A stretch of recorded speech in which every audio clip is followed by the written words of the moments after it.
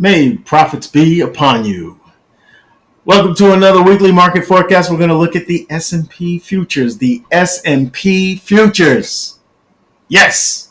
All right. First, we're going to look at the economic calendar. If I can find it, there it is. All right. Monday, there are no red folders. Wednesday, there are no red folders. Yeah, we got some good market movers in between and before and after, but it's Friday that we need to be paying close attention to, right? Because that is the core PCE for the USD, and that is the preferred measure of inflation for the Fed. And the way this goes is the way they will sway their willingness to make a cut or not to the interest rate. Okay, so if the numbers come in a little higher than expected, then the market, the US dollar will increase in value. And if the numbers come the other way, they go the other way, you'll see the numbers go down. All right, but just realize that 76%, there's a 76% chance, as seen by investors, of the chance that the rate cut will happen. Okay, 76%. So we'll see. All right, a lot of people of the opinion that they're baking in those results, the rate cut. They're baking in the numbers. So we'll see what's going on with that. Anyway, if we're looking at the S&P, we can see obviously since 2020, higher high, higher low, higher high, higher low, higher high. Took a nice little dip here, right, during the month of April when the tariffs were announced. But you see, we have more than recovered back to all-time highs. All right.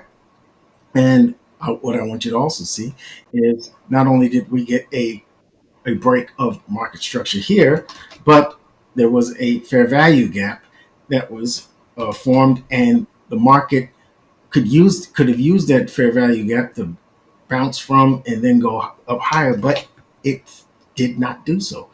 There was a gap here. They did not. It didn't need it, and price pushed up higher and closed above the previous monthly candle. So that in itself is, if the market closes this way, if the market closes this way, it's still a week before it closes, above that previous January high, then that would indicate that we'll trade towards the high in September. That's all. All right. Right now, it's looking pretty good for that. Okay. So we're bullish in the monthly. On the weekly, what we can see is as the market took out that high here. All right. Let me mark that.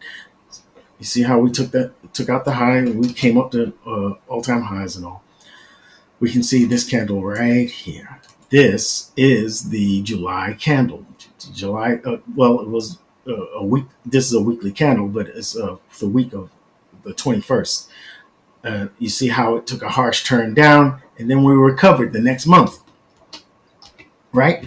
And not only that, the week after that, the week after that, we closed above the previous candle's week high. So you have to say, yeah, I'm expecting the market to trade towards that high next month. Well, the market took out the low next week. I keep saying this is a monthly, it's weekly. So the next candle took out the low, and we are trading towards that high. We didn't quite get there yet, but the indication is we are still moving in that direction, because we didn't go to the high. We didn't go to the high and then close back within the range of the previous candle. We didn't do that.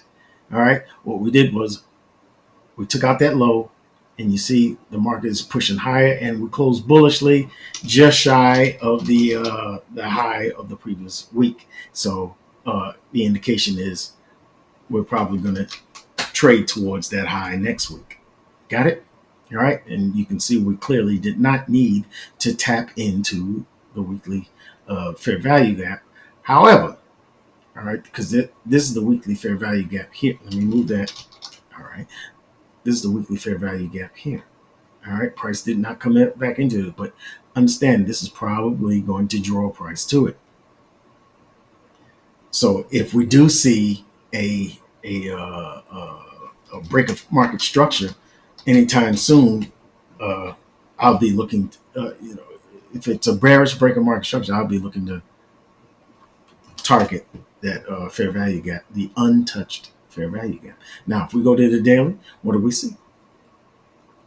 We saw Friday's candle after Jerome Powell spoke dovishly about the rate cut and all, and indicating that the possibility is getting higher, that he's probably going to cut the rate at the next FOMC.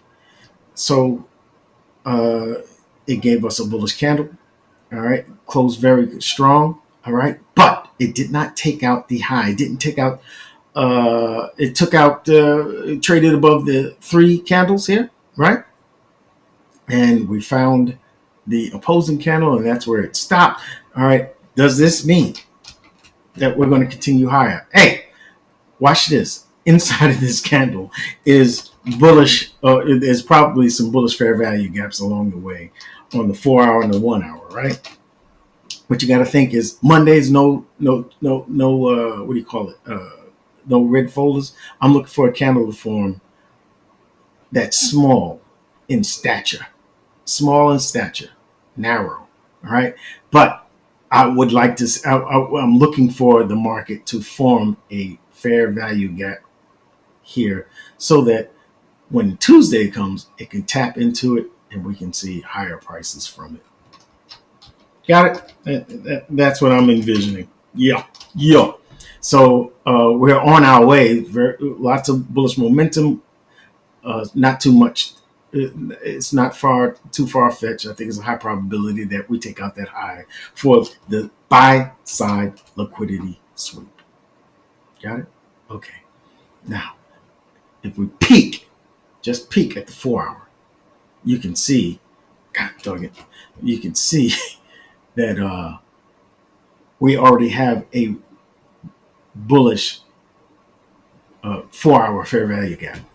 I'm not looking for a 2-candle touch here, one in and then one out. But I am looking for this fair value gap to hold, and between Monday and Tuesday.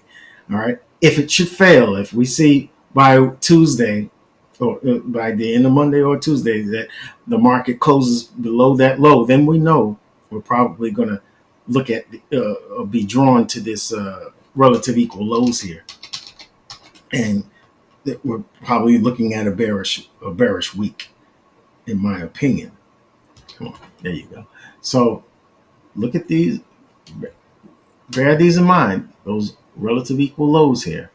All right, that's going to be a nice draw for sell side liquidity for price to come to. All right, but I'm still looking for what's in front of mine is the market pushing in and then pushing out and going higher from the 4-hour, and then the daily that develops on Monday.